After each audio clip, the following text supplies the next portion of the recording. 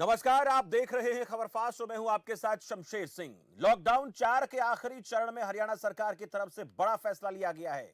जो लोग हरियाणा से दिल्ली की तरफ या दिल्ली से हरियाणा की तरफ जाना चाह रहे हैं, उनके लिए यह खबर परेशानी भरी है, क्योंकि दिल्ली से सटे हरियाणा के सभी बॉर्डर को एक बार फिर से सील कर दिया गया है।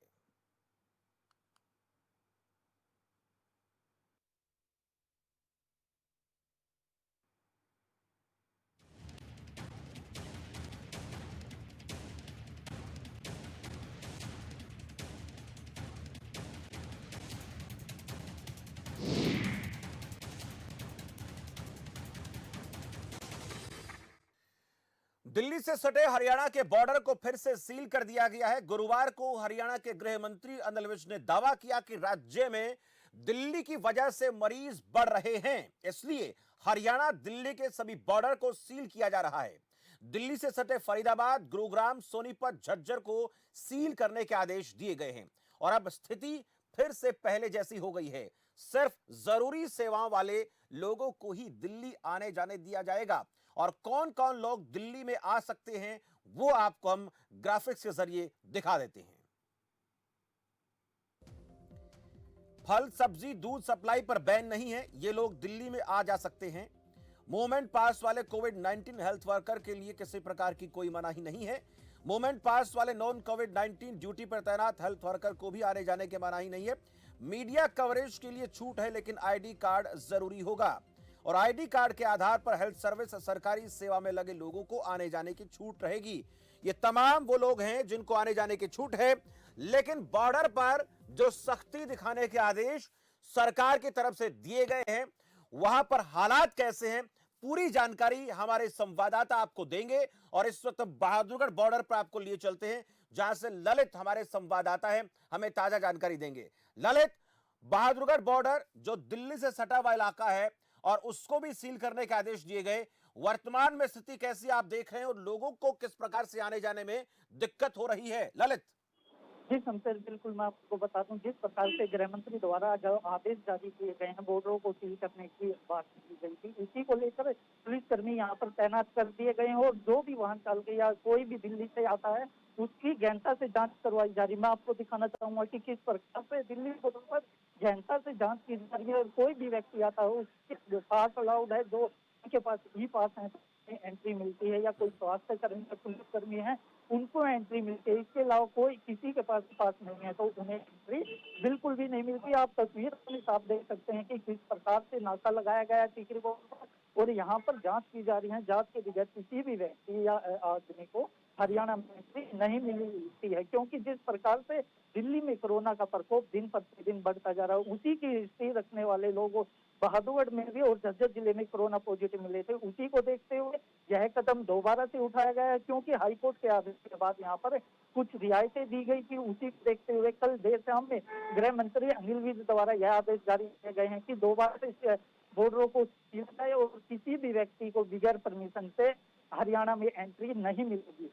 जी समझे भाई एक बात, चलिए मैं आपके पास आऊंगा ललित। गुरुग्राम से सूरज दून के पास चलते हैं, वहां पर भी बॉर्डर के हालात का जायजा लेते हैं, स्थिति कैसी है और सरकार के आदेशों का किस प्रकार से वहां पर पालन किया जा रहा है। अक्सर देखा जाता है कि जब भी कभी इस प्रकार के आदेश जारी किए जाते हैं तब हम प्रशासन में कहीं पर चूक नजर आती है, कहीं पर सख्ती से उसको लागू करने की कोशिश होती है। तो गुरुग्राम की स्थिति क्या है, सूरज हमें बताएंगे। सूरज दुहन। देखिए शमशेर, बिल्कुल बताना चाहूंगा, 24 घंटे में जो 68 मामले सामने आए हैं बहुत बड़े। ये जो पहली बार इतना ऐसा हुआ कि 24 घंटे में इतने ज्यादा मामले आए हैं।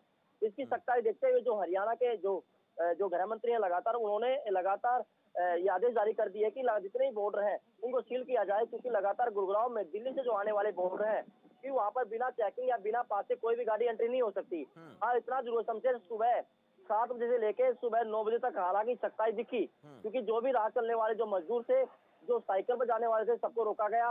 उसके बाद गाड़ियों को एक एक करके निकाला गया।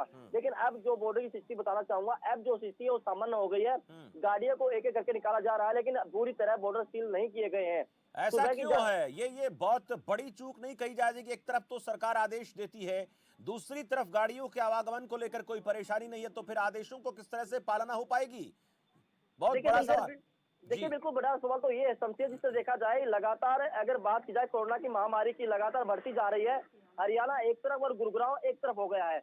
यानी गुरुग्राम में 24 घंटे में जो 68 मामले सामने आए हैं, लगातार आंकड़ों की बात की जाए तो आंकड़े तो 300 से पार हो चुका है। यानी और जो उपचाराधीन है वो 200 कुछ है। तो लगातार जो मामले हैं और हरियाणा में 15 से ऊपर पार हो चुके हैं। लेकिन जब मंत्री जो आदेश हरियाणा सरकार जो आदेश आए गए हैं, हालांकि जो पालना बिल्कुल करनी चाहिए, लेकिन इतना जरूर है 3 घंटे के लिए गुरुग्राम प्रशासन सख्त तो दिखा, उसके बावजूद उसको ढील दी गई। ऐसा ऐसा क्या क्या कारण दिखा सूरज आपको कि ढील देने के लिए? क्या सरकार ने कोई ऐसा आदेश जारी किया कि आप लोग सिर्फ 3 घंटे के लिए कड़ाई कीजिए, उसके बाद ढील दे दीजिए लोगों को? ऐसा प्रशासन को कोई लिखित में आदेश दिया गया है क्या, या फिर वो अपनी मर्जी से इस बात में कोताही बरतते हुए नजर आ रहे हैं? देखिए शमशेर बिल्कुल बताना चाहूंगा, सुबह जब बॉर्डर पे हम मौजूद थे, तकरीबन 8 बजे का टाइम था। उस वक्त वहां पर गाड़ियों की लंबी लंबी लाइन वहां दिख रही थी। लेकिन एक तरफ जो दिल्ली बॉर्डर है और जो गुरुग्राम के बॉर्डर के बीच में सभी मजदूरों को और जो साइकिल चलने वाले लोगों को रोका गया था। लेकिन गाड़ियों की आवाजाही लगी रही थी। जब वहाँ के इंचार्ज से अपने बात करनी चाहिए, हालांकि उनका फोन भी आया हमारे पास कि आप यहाँ पर आ जाइए, हम इसको बॉर्डर को सील करेंगे।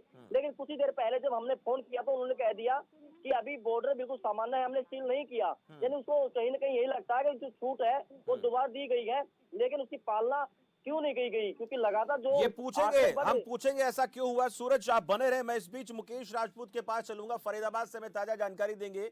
मुकेश राजपूत, बॉर्डर सील करने के आदेश जारी किए गए थे और अब बॉर्डर के ऊपर जैसे बहादुरगढ़ में देखा हमने जांच हो रही है, लेकिन सूरज दून ये बता रहे हैं कि सुबह सुबह हमने देखा वहां पर थोड़ी सख्ताई थी, लेकिन अब वो बात नजर नहीं आती। तो फिर क्यों ऐसे आदेश जो है वो लागू किए जाते हैं, ऐसे आदेश जो है वो जारी किए जाते हैं जिनकी पालना नहीं होती? फरीदाबाद में हालात कैसे है मुकेश? देखिए संसद, बिल्कुल मैं आपको बता दूं, जिस तरीके से फरीदाबाद में पिछले अगर 24 घंटे की बात करें या 48 घंटे की बात करें तो लगातार कोरोना जो मामले हैं वो कहीं ना कहीं लगातार बढ़ते हुए नजर आ रहे हैं। जहां एक और अगर बात करें, जिस तरीके से छूट दी गई है प्रशासन की ओर से या सरकार की ओर से, उसी के चलते कहीं ना कहीं लोग बहुत ज्यादा जो है घरों से बाहर निकल रहे हैं और इसी का कारण है कि लगातार जो है आंकड़े बढ़ते हुए नजर आ रहे हैं। पर वहीं अगर जो बात करें बॉर्डर सील को लेकर के, तो सुबह 7 बजे से ही जिला प्रशासन ने और पुलिस प्रशासन ने फरीदाबाद दिल्ली बदरपुर बॉर्डर को पूरी तरीके से सील कर दिया। किसी भी व्हीकल को आने जाने की परमिशन नहीं दी जा रही है। बड़ी सख्ताई से यहाँ पर जो है प्रशासन नजर आ रहा है। जो असेंशियल वाहन है सिर्फ उन्हें ही छूट दी जा रही है, बाकी सभी वाहनों को जो है वापस भेजा जा रहा है। जैसा कि सबसे इससे पहले भी जब सील किया गया था बॉर्डर, तो इसी प्रकार से प्रशासन ने उसे जो वहाँ पर हैंडल किया था कि जितने भी जो व्हीकल आ रहे थे सबको वहां से वापस कर दिया जा रहा था। सिर्फ और सिर्फ एसेंशियल वाहनों को ही जो है परमिशन दी गई थी। पर कहीं ना कहीं जिस तरीके से अब की बात करें तो सुबह 7 बजे से वही रवैया फिर से प्रशासन का यहाँ पर नजर आ रहा है, क्योंकि लगातार आंकड़े फरीदाबाद में बढ़ते हुए नजर आ रहे हैं। फिलहाल के आंकड़ों की बात करें तो करीब 276 जो है आंकड़े बताए जा रहे हैं, जो कि हमारे पास स्वास्थ्य विभाग की टीम की ओर से जो बुलेटिन जारी हुआ था 276 मामले उसमें बताए गए थे। वहीं अगर जो लास्ट की बात करें तो करीब 138 मामले जो ऐसे हैं जो कि ठीक होकर अपने घर जा चुके हैं। तो कहीं ना कहीं आधे आधे का फर्क है। समझ 138 ठीक हो चुके हैं, तो वहीं ये कहा जा सकता है। अच्छा मुकेश, एक तरफ तो ये आदेश जारी कर दिए गए कि सिर्फ उन लोगों को आने जाने की जो है इजाजत मिलेगी जो एसेंशियल सर्विस में काम करते हैं, चाहे हेल्थ वर्कर हैं, सरकारी कर्मचारी हैं, सब्जी वाले हैं। लेकिन एक तरफ हम ये बात करते हैं कि निजी कंपनियों को चलाया जाना चाहिए, वहां से हमें रेवेन्यू जनरेट करना है, उन काम को फिर से खोल देना है। और बहुत से ऐसे लोग हैं जो फरीदाबाद से दिल्ली आते हैं, दिल्ली से फरीदाबाद काम करने जाते हैं, वो लोग कैसे काम करेंगे? देखिए बिल्कुल, हमारी जिस तरीके से वहाँ जो इलाका स्थिति बात हुई थी, उन्होंने साफ तौर पर ये कहा था कि फिलहाल जिस तरीके से हमारे पास आदेश है, आदेश ये है कि किसी प्रकार की कोई छूट नहीं, क्योंकि लगातार जो फरीदाबाद के जो लोग हैं वो दिल्ली में काम करने के लिए जा रहे हैं। दिल्ली के जो लोग हैं फरीदाबाद में, क्योंकि इंडस्ट्रियल एरिया है, तो लगातार वहां से जो लोग आ रहे हैं, तो इसी का कारण है कि लगातार एक दूसरे के संपर्क में आने से जो है ये मामले जो है लगातार बढ़ते हुए नजर आ रहे हैं। तो कहीं ना कहीं जिस तरीके से हमारी एसीपी से बात हुई, एसीपी ने साफ तौर पर यह कहा है कि जिला प्रशासन के आदेश है कि किसी भी प्रकार की कोई छूट नहीं दी जाएगी। पैदल जो व्यक्ति आ रहा है उसको भी जो है नहीं आने दिया जाएगा। तो फरीदाबाद का जो बॉर्डर है पूरी तरीके से फिर से जैसे पहले किया हुआ था, जो कच्चे रास्ते हैं उन पर ड्रोन के माध्यम से नजर रखी जा रही है। तो वही अगर जो पक्के रास्तों की बात करें, हाईवे की बात करें, तो वहां पर पूरी तरीके से पुलिस प्रशासन ने बैरिकेटिंग कर रखी है और सिर्फ और सिर्फ ठीक है मुकेश, बहुत बहुत शुक्रिया आपका हमारे साथ जुड़ने के लिए। मैं एक बार संजीव गणगस का रुख करूंगा, सोनीपत बॉर्डर से हमें ताजा अपडेट देंगे। संजीव गणगस, क्या जानकारी आपके पास सोनीपत बॉर्डर पर? जी, सोनीपत के दिल्ली सोनीपत के बीच सिंधु बॉर्डर लगता है और वहां पर पीछे काफी सख्ताई की गई थी, मगर कुछ समय के लिए वहां पर ढील दी गई थी ताकि जो दिल्ली के अंदर सरकारी कर्मचारी हैं और जो अपने डेली रूटीन का कार्य करने वाले हैं उनके लिए कुछ छूट दी गई थी, क्योंकि सोनीपत के राई और कुंडली में जो इंडस्ट्रियल एरिया है उसमें जो इंडस्ट्रियलिस्ट हैं वो भी तकरीबन दिल्ली से ही हैं, तो उन्हें भी आने जाने के लिए छूट दी गई थी। मगर सोनीपत के हालात इतने बदतर लगातार होते जा रहे हैं कि यहाँ पर प्रतिदिन 4 से 5 केस पॉजिटिव मिल रहे हैं, जिनको देखते हुए दोबारा से प्रशासन का कहना है कि एक बार दोबारा से यहाँ पर सख्ताई की जाएगी। जी, यानी ये कहा जा सकता है कि जो जरूरी सेवाएं हैं उन लोगों को आने जाने की छूट है, बाकी जहां पर जो उद्योगों में काम करने वाले लोग हैं उन लोगों को आने जाने के लिए अनुमति नहीं है, या और जरूरी कामों के लिए लोग घर से बाहर निकलते हैं वो अब दिल्ली में नहीं आ सकते, और दिल्ली से लोग भी न जा सकते हैं न आ सकते हैं, ऐसा कर दिया गया है सोनीपत बॉर्डर पर। जी बिल्कुल, यहाँ पर दोबारा से प्लान तैयार किया जाएगा। जिला उपायुक्त ने कल ही एक प्रेस कॉन्फ्रेंस की थी, उसमें उन्होंने संकेत दिए थे कि एक नया प्लान तैयार किया जाएगा, उस प्लान के हिसाब से ही किनको छूट देनी है और किनको नहीं देनी है उस पर दोबारा से सोच विचार कर विमर्श करके ही आगे का प्लान तैयार किया जाएगा। ठीक है संजीव, बने रहे, सूरज के पास चलेंगे। सूरज दुहन, जो बात हम इस वक्त कर रहे हैं सबसे बड़ी बात यह है कि एक तरफ कामकाज को चालू करने की बात सरकारें करती हैं, छोटे बड़े उद्योग चलेंगे, 100% लोगों को, बहादुरगढ़ की खबर आई थी हमारे पास कि 100 के 100% लोग जो हैं वो अब अपने उद्योगों में काम कर सकते हैं, और 100% लोग तो वही होंगे जो दिल्ली से गुड़गांव आते हैं या गुरुग्राम से दिल्ली जाते हैं, तो ऐसे में 100% काम कैसे पूरा होगा? देखिए शमशेर, बिल्कुल जाहिर सी बात है, गुरुग्राम में लगातार उद्योग जो कंपनियां हैं और उद्योगपति यहाँ पर बहुत ज्यादा और लगातार फैक्ट्री कंपनी बहुत ज्यादा होने की वजह से जो मजदूर हैं वो ज्यादातर गुरुग्राम के बाहर के रहने वाले हैं। जो दिल्ली से सटा हुआ जो एनसीआर गुरुग्राम है, जितने भी एम्प्लॉय आते हैं वो दिल्ली से सटे हुए आते हैं, लेकिन मजदूर भी ज्यादातर दिल्ली के आसपास एरिया के आते हैं, चाहे महिपालपुर एरिया लगाए या कहीं का कोई एरिया लगाए, लेकिन लगातार सभी जो ऑरेंज जोन में शामिल होने के बावजूद भी सबको छूट दी गई है। हालांकि लॉकडाउन 4 चला हुआ शमशेर 31 तारीख तक, मैं तो लॉकडाउन 4 चलेगा, लेकिन लोगों को राहत बिल्कुल मिली थी, लेकिन छोटे उद्योगों ने अपनी जो कंपनियां हैं वो चालू कर दी गई थी। लेकिन देखने वाली बात यह है, जब से कंपनी चालू हुई है या छूट मिली है ऑरेंज जोन में शामिल होने के बावजूद, तब से ही आंकड़े बढ़ रहे हैं, क्योंकि जब लॉकडाउन 3 था तब इतने आंकड़े नहीं सामने आए थे, लेकिन लॉकडाउन 4 होने के बावजूद जो छूट मिली है, यानी जो ऑरेंज जोन शामिल होने के बाद प्रशासन छूट दिया। हालांकि ऐसा मान सकते हैं समझे कि हरियाणा की जो रेन्यू है वो गुरुग्राम जाती है, तो गुरुग्राम की रेन्यू जाने की वजह से तभी उन्होंने जो छूट दी गई है, जरा छूट दी गई है, लोगों को ये मन में जो डर था वो छूट गया है, यानी कहीं ना कहीं ये लगता है जो आंकड़े बढ़ रहे हैं। और दूसरी बात ये है समझे, जो बॉर्डर है जो दिल्ली से सटा हुआ जो गुरुग्राम में जो भी आने जाने वाले हैं वहां पे अगर थोड़ी सी सख्ताई बरती जाए तो शायद जो आंकड़े हैं उनमें कमी आ सकती है। हालांकि इतना जरूर है, पैदल जाने वाले या साइकिल में जाने वाले सभी मजदूरों को सुबह 2 घंटे के लिए रोका गया। हालांकि आज उनको अनुमति नहीं आने दी, नहीं हुआ कि आप गुरुग्राम जाएं। यानी जो छोटे कामगार लोग हैं, दिहाड़ीदार मजदूर हैं, वो नहीं आ जा सकते हैं, लेकिन जो गाड़ियों में बैठकर आने जाने वाले लोग हैं जिनकी अपनी बड़ी पहुंच होती है वो निकल सकते हैं। सूरज, ऐसा मानकर चलें ऐसा होता है?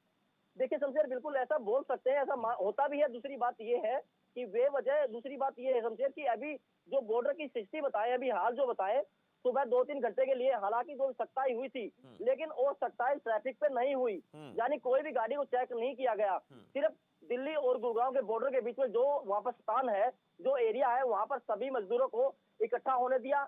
जब साइकिल पर सभी मजदूर आए, वहाँ पे अगर हालात आपको बताएं तो वहाँ पर हालात देखने योग्य थे, क्योंकि वहाँ पर लॉकडाउन की पालना नहीं हो रही थी, क्योंकि लगातार मजदूर वहाँ पर इकट्ठा हुए थे। जितने भी मजदूर वहाँ पर थे, वहाँ पर पुलिस प्रशासन भी था, उनको समझाया गया, साइकिल पे आए। घंटों लंबी लाइनें लगती हैं सूरज, जब इस प्रकार की स्थिति पैदा हो जाती है, अचानक से जैसे कोई आदेश आता है तो लोगों को जब जानकारी नहीं होती है तो बॉर्डर के ऊपर बड़ा लंबा जाम लग जाता है। सूरज, शुक्रिया इस जानकारी के लिए। मैं एक बार चाहूंगा कि ललित को बहादुरगढ़ से जोड़ा जाए, क्योंकि बहादुरगढ़ में 100 की 100% जो स्टाफ के साथ कंपनियों को शुरू करने की बात कही गई थी, वहां पर कैसे माहौल बने और कितने लोग जो हैं अंदाजन दिल्ली से बहादुरगढ़ आते हैं और बहादुरगढ़ से कितने लोग जाते हैं। चाहूंगा ललित को एक बार जोड़े। अनीश मलिक है हमारे साथ, आम आदमी पार्टी प्रवक्ता जुड़े हैं। मलिक साहब, बहुत बहुत स्वागत आपका खबर फास्ट पर। बहुत बहुत शुक्रिया जनाब। मलिक साहब, दिल्ली के लोगों को अब हरियाणा में एंट्री नहीं होगी, हरियाणा के लोग दिल्ली नहीं आ जा सकेंगे, केवल जरूरी जो सेवाएं हैं उनको छोड़कर, क्या फर्क पड़ेगा इस बात से दिल्ली पर? देखिए, पूरे मुल्क में जो ये महामारी का दौर चल रहा है, कोरोना जैसा वायरस चल रहा है, इसके चलते हर सरकार अपने तरीके से अपने अपने स्टेटों में काम कर रही है। दिल्ली सरकार जिस तरीके से दिल्ली में काम कर रही है, इसी तरीके से और स्टेटों की सरकार अपने स्टेटों में काम कर रही है। अभी हरियाणा सरकार को समझना चाहिए कि किस तरीके से आसानी हो, जिससे लोग भी परेशान ना हो और काम भी चल जाए। ऐसा कोई डिसीजन हरियाणा सरकार कहती है दिल्ली की वजह से हरियाणा में कोरोना बढ़ रहा है, ये हरियाणा के गृह मंत्री का बयान है। देखिए शमशेर जी, अगर हम यही पलटवार करके कहने लगे कि हरियाणा से जितने भी लोग आते हैं, चाहे वो प्रशासन के हों, चाहे टीचर हों, चाहे और जो है हमारे यहाँ दिल्ली के अंदर जो बड़े बड़े ऑफिस हैं, वहाँ हरियाणा के लोग ज्यादा आते हैं। अगर हम कहने लगे कि हरियाणा के लोगों की वजह से कोरोना है, तो ऐसा नहीं कह सकते ना। किसी एक स्टेट को या एक वो इसके पीछे बताते हैं कि दिल्ली में बहुत ज्यादा, हम बीजेपी प्रवक्ता को भी जोड़ेंगे, आपसे बातचीत कराएंगे, हम भी पूछेंगे उनसे। उनका ये कहना है कि दिल्ली में बहुत ज्यादा कोरोना के मामले हैं, जिसके चलते जो लोग दिल्ली में काम करने आते हैं, चाहे वो हेल्थ वर्कर हैं, वो चाहे सब्जी लेने वाले आने जाने वाले लोग हैं, या तमाम जो प्राइवेट कंपनियों में काम करने वाले लोग हैं, वो ज्यादा हरियाणा से दिल्ली आते हैं। जब वापस जाते हैं रोजाना तो अपने साथ कोरोना ले जाते हैं, जिसके चलते बहादुरगढ़, झज्जर की बात मैं कर रहा हूँ, गुरुग्राम में जहाँ सबसे ज्यादा मामले पिछले 24 घंटे में आए, सोनीपत में बहुत ज्यादा मामले सामने आए, फरीदाबाद में इस तरह की स्थिति बन रही है। तो जो ज्यादा इलाके उनकी बात मैं कर रहा हूँ, दिल्ली इन्हीं से घिरा हुआ है, ये बात कही जाती है सरकार की तरफ से। देखिए, दिल्ली स्टेट जो है वो पूरे हमारे हिंदुस्तान का राजधानी का मामला है। आपको पता है, राजधानी है दिल्ली। दिल्ली में हर आदमी आता है, हरियाणा हो, यूपी हो, हर स्टेट का आदमी दिल्ली में आता है। दिल्ली वाले अगर बॉर्डर बंद कर देंगे तो क्या होगा? बिल्कुल, अब इस चीज को देखिए आप। बिल्कुल, ये जो सवाल आपका, इस सवाल को उठाएंगे, लेकिन मैं आपके पास आऊंगा अनीश। इससे पहले हमारे एक संवाददाता है गुरुग्राम से, ललित, उनसे पूछ लेते हैं। ललित, गुरुग्राम में आपने खबर दी पिछले समय, माफ कीजिए बहादुरगढ़ से, ललित आपने खबर दी बहादुरगढ़ से, उसमें यह बताया कि 100 के 100% कर्मचारी जो है वो कंपनियों में काम कर सकेंगे, फैक्ट्रियों में काम कर सकते हैं। और आप भी जानते हैं कि कितने ज्यादा लोग दिल्ली से गुरुग्राम, माफ कीजिए, बहादुरगढ़ आते हैं, बहादुरगढ़ से दिल्ली जाते हैं। तो ऐसे में इन चीजों पर कितना फर्क पड़ेगा, काम पर कितना फर्क पड़ेगा? जी बिल्कुल शमशेर, जिस जो फैक्ट्रियां चालू हुई हैं, जो 100% कार्य के मजदूरों के साथ चालू हुई है, जो दिल्ली से कर्मचारी आते थे या बहादुरगढ़ के थे, उनको काफी परेशानियों का सामना करना पड़ेगा, क्योंकि जो दिल्ली से हर रोज आते थे उनको ई पास नहीं मिला हुआ, उन्हें अब अप्लाई करना पड़ेगा, जिसके लिए उन्हें काफी परेशानियों को मैं आपको दिखाना चाहता हूँ कि किस प्रकार से यहाँ पर पुलिस है उसके द्वारा नाके भी लगाया गया है, और जो झज्जर जिले में से पट्टे दागते हैं बिल्कुल सील कर दिया गया। और कोई भी यहाँ पर आता है तो बिल्कुल जांच के बाद ही उन्हें ई पास देखा जाता है, उसके बाद ही उन्हें यहाँ पर घुसने दिया जाता है, और उसके बगैर किसी भी व्यक्ति। बिल्कुल ललित, आपसे छोटा सा सवाल और करूंगा, आपसे छोटा सा एक सवाल और पूछना मैं चाहूंगा। जो बहादुरगढ़ में शुरू में कोरोना के मामले आए, ये कहा गया कि सब्जी वाले, दूध वाले जो ट्रक आते हैं वो अपने साथ कोरोना लेकर आते हैं, तो वो तो अब भी आएंगे? नहीं जी बिल्कुल, जिस प्रकार से जो सब्जी मंडी में कोरोना पॉजिटिव की संख्या बढ़ी थी, तो कोरोना के केस मिले थे, उसी को देखते हुए दिल्ली से जो सब्जियां आती थी उन पर बैन लगा दिया गया था। दिल्ली की हरदपुर या अन्य मंडियों से कोई भी सब्जी बाजार में नहीं आ रही है, और जो खेतों के किसानों की सब्जी खेतों से लेकर आकर तो वही वितरित किया जा रहा है, और किसानों से डायरेक्ट खेतों से सब्जी लेकर आ जाती है, उसी को लेकर। लेकिन बॉर्डर से क्रॉस हो रही गाड़ियां, बॉर्डर से क्रॉस हो रही होंगी, सब्जी वाली गाड़ियां तो जा रही होंगी, अगर गुरुग्राम में नहीं आती तो आगे जाती होंगी। जी बिल्कुल, मैं आपको बता सकता, जो गाड़ियां हैं सब्जियां की आती हैं वो आगे जाती है, लेकिन बहादुरगढ़ झज्जर जिले में बिल्कुल भी उनके एंट्री पास के जरिए उन्हें आगे भेज दिया जाता है। चलिए, ये बहादुरगढ़ की स्थिति हमें बता रहे थे हमारे संवाददाता ललित। बहुत बहुत शुक्रिया ललित इस जानकारी के लिए। गुरुग्राम से सूरज दून का बहुत बहुत शुक्रिया जुड़ने के लिए, बहादुरगढ़ से ललित का शुक्रिया जुड़ने के लिए, मुकेश राजपूत का फरीदाबाद से जुड़ने के लिए, और सोनीपत से हमारे साथ संजीव गणकर जुड़े, उनका शुक्रिया। अब मैं बात करूंगा भारतीय जनता पार्टी की प्रवक्ता रेणु भाटिया से हमारे साथ जुड़ी हुई। रेणु भाटिया जी, स्वागत है आपका खबर फास्ट पर। जी शुक्रिया। रेणु भाटिया जी, सरकार की तरफ से एक बड़ा फैसला लिया गया, एक बार फिर से दिल्ली और हरियाणा के बॉर्डर को सील कर दिया गया है। जरूरत की जो सेवाएं हैं उनको छोड़कर के बाकी किसी को आने जाने की इजाजत अब नहीं होगी, और उनमें वो लोग भी शामिल हैं जो छोटे मोटे कामकाज के लिए दिल्ली से या तो हरियाणा आते हैं या फिर हरियाणा से दिल्ली जाते हैं। देखिए शमशेर जी, इस आपदा की घड़ी में, और ये एक ऐसी आपदा आई है जिसका कोई पहचान नहीं हो पा रही। पहले तो ये था कि ये पर्टिकुलर सिम्टम्स होंगे, उसको कोरोना है। अब तो ये फिर हमने सोशल डिस्टेंसिंग किया, कुछ कंट्रोल हुआ, लेकिन अब तो ये जो है समझ नहीं आ रहा सोसाइटी में किस तरह से फैल रहा है, और कईयों के अलग-अलग सिम्टम्स आ नहीं, रहे गृह हैं। मंत्री तो साहब तो ये कहते हैं कि दिल्ली की वजह से हरियाणा में फैल रहा है, वो ये कहते हैं दिल्ली ने कोरोना हरियाणा में बढ़ा दिया है। आप देखिए कह रहे हैं उसके किस वजह से फैल रहा है, वो कहते हैं दिल्ली ने फैला दिया है। उसके पीछे एक रीजन है, उनके कहने के पीछे उनकी बात बिल्कुल सटीक है। वो एक लॉजिक के तहत इस बात को कह रहे हैं, क्योंकि दिल्ली में सब तरह के हर जगह के लोग आ रहे हैं, जा रहे हैं। जो ये गाड़ियां भी चल रही हैं, जो लोग दिल्ली से जाना चाह रहे थे अपने देश को, अपने शहरों को, वो जा रहे हैं, लेकिन जो लोग वहां से आना चाह रहे थे वो दिल्ली के आसपास भी आ रहे हैं। तो ये जो आप बीमारी है, ये प्रॉब्लम है कोरोना, ये ट्रैवल कर रही है। तो इस चीज को ध्यान में रखते हुए बहुत चीजों को और सख्ताई से कंट्रोल करने की आवश्यकता है, क्योंकि अगर ये ऐसी पीड़ा है कि अगर ये एक बार कम्युनिटी में फैल गई, किसी एक बस्ती में फैल गई, तो ये बहुत बड़ा विनाश करने की स्थिति में आ जाएगी, तो जिसको कंट्रोल रेणु करना जी, मुश्किल होगा। जो लॉकडाउन में ढील दी जा रही है, ये हम सभी जानते हैं कि लॉकडाउन चाहे 1 आया, लॉकडाउन 2 आया, लॉकडाउन 3 आया, लॉकडाउन 4 आया, कभी ऐसा नहीं हुआ कि किसी भी लॉकडाउन में कोरोना संक्रमितों का आंकड़ा कम हुआ हो।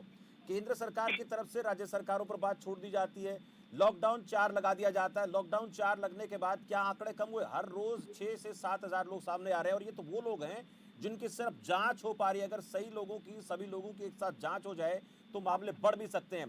दूसरा, हम अर्थव्यवस्था को पटरी पर लाने की बात करते हैं, इसलिए लॉकडाउन को खोलने की बात करते हैं। और जितने भी उद्योग हैं, फरीदाबाद, चाहे सोनीपत की कुंडली की बात करें, गुरुग्राम की बात करें, या हम बहादुरगढ़ की बात करें, ज्यादातर हमारा जो इंडस्ट्री एरिया है वो यहाँ पर है। तो कैसे ग्रो करेगा वो? अगर इतना ज्यादा वहां पर कंट्रोल हमने कर दिया तो लोगों के लिए काम करना मुश्किल हो जाएगा। ये निर्णय क्या सरकार ने सोचा इसके ऊपर बात कभी हो पाई है? इस बात के बारे में सोचने की कोशिश की कि ऐसा करेंगे तो यस ऐसा भी हो जाएगा?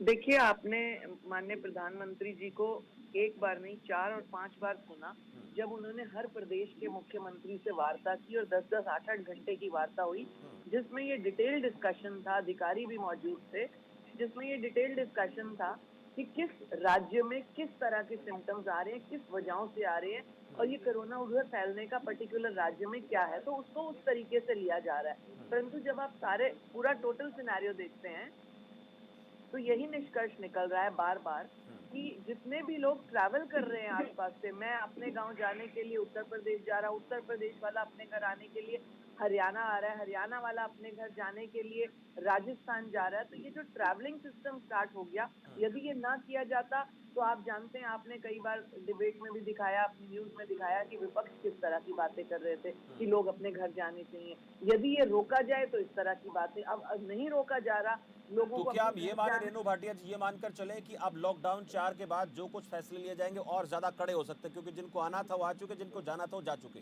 देखिए, कड़े होने चाहिए, अगर जिंदगी चाहिए तो कड़े होने चाहिए। जीवन होगा तो कमाना भी होगा, और सारी चीजें जिंदगी की होंगी। आज हम व्यवस्था की और व्यापार की बात करते हैं, किसके लिए करते हैं? यदि हम होंगे, सुरक्षित होंगे, स्वस्थ होंगे, तो व्यापार करेंगे। तो ये सारी बातें सोचनी। हम कई बार कहते हैं कि मजदूर तबका, किसान तबका, इनको ज्यादा परेशानी है। स्वास्थ्य तो उनका भी बराबर ही है, जितना एक आम इंडस्ट्री वाले का स्वास्थ्य है, उतना ही स्वास्थ्य किया आम आदमी पार्टी होना। प्रवक्ता अनीश हमारे साथ जुड़े हुए हैं। अनीश, आपने रेणु भाटिया को सुना, और आम आदमी पार्टी ये कहती है कि अगर हरियाणा इस तरह से काम करेगा, हरियाणा हमारा कोऑपरेट नहीं करेगा, तो दिल्ली के सभी बॉर्डर हम भी सील कर देंगे। जितनी सेवाएं दिल्ली से हम दूसरे प्रदेशों को भेजते हैं वो सब बंद हो जाएंगी। अनीश। देखिए शमशेर जी, आप भी जानते हैं और आपका चैनल भी दिखाता है, मैं देखता हूँ दिल्ली में जो काम चल रहा है, मैं समझता हूँ कि किसी स्टेट में इस तरह काम नहीं चल रहा, मजदूरों को उनके घर पहुंचाना। आप ये बताइए, रेणु जी भी कह रही थी कि जिंदगी बचेगी तो काम भी होगा, लेकिन जिंदगी भूख से भी बचनी चाहिए। लोग भूखे मर रहे हैं, लोग भूख की वजह से फांसियां लगा लगा के मर रहे हैं। अभी कल एक वीडियो वायरल हो रहा था व्हाट्सएप पर, एक स्टेशन पर एक बच्चे की, छोटा सा बच्चा है, वो अपनी माँ की जो है ना लाश के बराबर में घूम रहा है, देख रहा है कि उसको दूध कौन पिलाए। इस तरह का इस महामारी के दौर में काम चल रहा है। सेंटर सरकार बजट पास करती है, लेकिन वो बजट 15 लाख की तरह रफू चक्कर हो जाता है। ये समझने की बात है, इस वक्त हमें राजनीति छोड़कर लोगों की मदद करनी नहीं, चाहिए। राजनीति की बात इसलिए मैंने, राजनीति सभी पार्टियां कर रही हैं। जब मैंने कहा हरियाणा ने बॉर्डर सील कर दे तो आप भी कर, हम भी कर देंगे, तो ये राजनीति होगी ना, ये तो प्रतिस्पर्धा हो गई कि तुमने कर दिया हम भी कर देते हैं भाई। क्या कहा था शमशेर जी, मैंने यही कहा था कि पलटवार अगर आदमी करने लगे तो क्या होगा उससे? नुकसान लोगों का होगा, जनता का होगा। जनता नेता चुनती है अपने फायदे के लिए, अपनी सहूलत के लिए। अगर वही नेता जनता को परेशान करेगा तो वही जनता नेता को उखाड़ फेंकती है। ये सभी जानते हैं। वो दिन करीब होगा कि फिर जितनी हुकूमतें इस वक्त चल रही है वो खत्म हो जाएंगी। ये तो आने वाला वक्त बताएगा अनिल जी, ये आने वाला वक्त बताएगा कि क्या होगा क्या नहीं होगा। लेकिन दिल्ली में जो सेवाएं हरियाणा के लोग देते हैं वो आपके लिए अब चुनौतीपूर्ण होने वाली है, क्योंकि जिस तरह से हरियाणा से लोग आकर दिल्ली में काम करते हैं वो ज्यादातर लोग दिल्ली नहीं आ पाएंगे। रेणु भाटिया जी, वाकई में जैसे मैंने आपसे एक सवाल पूछा कि क्या आने वाला समय 31 तारीख के बाद जो परिस्थितियां बनेंगी वो और ज्यादा कड़ी हो सकती हैं क्या? एक तरफ हम सारी चीज़ों को सिस्टम में लाने की बात करते हैं, सारी चीज़ों को धरातल पर उतारने की बात करते हैं, हर आदमी को काम मिले, रोजगार ठीक मिले, व्यवस्था ठीक हो, लेकिन दूसरी तरफ विपक्ष का नाम लेकर आप लोग ये कह देते हैं कि विपक्ष इस प्रकार के मुद्दों को लेकर राजनीति करता है। देखिए शमशेर, ये बड़ा इम्पोर्टेंट है कि दिल्ली के आसपास के इलाके जहाँ से ट्रैवलिंग हो रही है व्यापार को लेकर, उन जगहों तक दिल्ली का जो प्रकोप है ये नहीं जाना चाहिए। यदि दिल्ली में इस तरह के आंकड़े हैं जो इस सरकार की, दिल्ली सरकार जिसको कंट्रोल में नहीं कर पा रही, केवल बातों को कंट्रोल करने, मुझे लगता है तब भी शायद इनका ध्यान उस तरफ चलेगा। सरकार जहाँ रेणु भाटिया जी जितनी बड़े हब में बात करूं, मैं महाराष्ट्र की बात कर लेता हूं। सुनिए रेणु भाटिया जी, महाराष्ट्र की बात कर लेता हूं, इंडस्ट्री का हब है। गुजरात की बात कर लेता हूं, हब है। दिल्ली की बात कर लेता हूं। ये वो इलाके हैं जो औद्योगिक जोन, बड़े औद्योगिक जोन है और देश की अर्थव्यवस्था में यहाँ का उद्योग बड़ा महत्वपूर्ण भूमिका निभाता है। तो केवल एक ये हम नहीं कह सकते कि दिल्ली ने इसको, कोरोना को बढ़ा दिया या महाराष्ट्र ने बढ़ा दिया, सरकार ने बढ़ा दिया, गुजरात सरकार ने बढ़ा दिया। ये जिस तरह से बढ़ रहा है इसके बारे में हम अनुमान नहीं लगा सकते कि इसको कौन बढ़ा रहा है। नहीं शमशेर जी, बात मैं जिस तरह से करना चाह रही थी आपने वो ध्यान नहीं दिया। मेरा कहने का अभिप्राय ये है कि दिल्ली एक सेंटर पॉइंट है जहां हर प्रदेश से लोग आ रहे हैं, जा रहे हैं व्यापार के सिलसिले में। जरा सी ढील हुई तो हरियाणा के लोग, राजस्थान के लोग, उत्तर प्रदेश से लगे हुए इलाके, ये सभी लोग दिल्ली में अपने व्यापार की उसमें शुरू हो गए और यहीं से कोरोना फिर से फैलने लगा। आप ये देखिए, मंडियों से जब दूसरे प्रदेशों को, दिल्ली की आजादपुर मंडी से जब दूसरे प्रदेशों को सब्जी गई, सब्जियां भी आ रही है, सब्जियों की गाड़ियां भी जा रही है, सब्जियों की गाड़ियां भी जा रही है, उनके ऊपर बैन नहीं है। रेणु भाटिया जी, सब्जियां भी जा रही है, दूध अब भी जा रहा है। जानती हूँ बैन नहीं है, बैन लगा भी नहीं सकते। इम्पोर्टेंट चीजों के ऊपर, जो डेली यूज की चीजें, उस पर बैन नहीं लगा सकते। परंतु मैं आपको एक बात कर रही हूँ कि जैसे दिल्ली की मंडी से दूसरे प्रदेशों के लगते क्षेत्रों में, मंडियों में सामान जा रहा है, तो 4 दिन बाद पता लगता है कि उस फला मंडी में कोरोना पॉजिटिव पाया गया। अगर ऐसा ही सरकार कड़ा, रेणु जी, अगर इसी तरह का कड़ा फैसला दिल्ली सरकार ले ले तो हरियाणा में सब्जियों की किल्लत हो जाएगी। अनीश जी, सारी बात आपकी ठीक है, परंतु हमें इन्हीं चीजों को ध्यान में रखते क्या ऐसा, मैं तो ये चाहता हूँ, हम तो ये चाहते हैं कि दोनों सरकारें इस पूरे प्रकरण को लेकर बातचीत करें आपस में। ना तो दिल्ली के लोगों को परेशानी हो, ना हरियाणा के लोगों को परेशानी हो। दोनों पार्टियों की सरकारें, वो चाहे हरियाणा सरकार है, वो दिल्ली सरकार है, और दिल्ली के ऊपर पूरे देश की नजरें रहती हैं। तो ऐसे में दोनों सरकारों की तरफ से इस पूरे प्रकरण को लेकर पहले बैठक होनी चाहिए, सही तरीके से बातचीत होनी चाहिए, तब कोई नया निर्णय लिया जाना चाहिए। अनीश, बिल्कुल सही कह रहे हैं शमशेर जी। आपस में चाहे इसके सीएम मिलकर बात करें या और प्रशासन के लोग बैठकर बात करें, और कोई ऐसा डिसीजन करें जिससे लोग भी परेशान ना हो और सरकार को भी कोई पहाड़ पड़ा है। ठीक है। रेणु भाटिया जी, क्या कहेंगे आप? आखिरी सवाल आपसे, क्या इस देखिए, चीज को लेकर बात नहीं होनी चाहिए? मैं केवल इतना कहूंगी कि ये खींचतान करने का विषय नहीं है, लोगों की जिंदगियों का बात करने का विषय है, बात करनी चाहिए। और बात करने के ऊपर ये है, माननीय प्रधानमंत्री जी ने सभी मुख्यमंत्रियों से बात की और हर मुख्यमंत्री से उनके, क्या हरियाणा और दिल्ली के मुख्यमंत्री, दोनों पार्टियों के प्रवक्ता बैठे हैं क्या इस प्रकरण को लेकर? दिल्ली और हरियाणा के मुख्यमंत्री परस्पर बात नहीं कर सकते? देखिए, लोगों की जिंदगी का सवाल है। माननीय मनोहर लाल जी ने तो 500 बार शायद इस बात को दोहराया होगा अपनी हर ट्वीट में, हर मैसेज में, हर फेसबुक के उनके पेज पे हर बार ये बात कही कि जो है कोऑपरेट करके हम सबको चलना चाहिए, इस समय भुला देना चलिए चाहिए। बिल्कुल, बहुत कौन दुरुस्त किस आपने कहा तरफ रेणु चलना है। भाटिया जी, कोऑपरेट करके चलना चाहिए। और जो परेशानी इस वक्त लोगों को हो रही है, आज जो बॉर्डर पर स्थितियां बनी हुई हैं, उन परिस्थितियों से निजात पाने के लिए दिल्ली सरकार और हरियाणा सरकार आपस में मिलकर काम करेगी, हम ये उम्मीद करते हैं। बहुत बहुत शुक्रिया आपका रेणु जी, और अनीश जी आपका भी बहुत बहुत शुक्रिया इस चर्चा में हमारे साथ जुड़ने के लिए। तो दिल्ली और हरियाणा बॉर्डर सील करने के आदेश दिए गए हैं। जरूरत की जो सेवाओं हैं, जरूरी जो सेवाएं हैं, उन सेवाओं को छोड़कर बाकी तमाम लोगों को आने जाने की अनुमति अब नहीं है।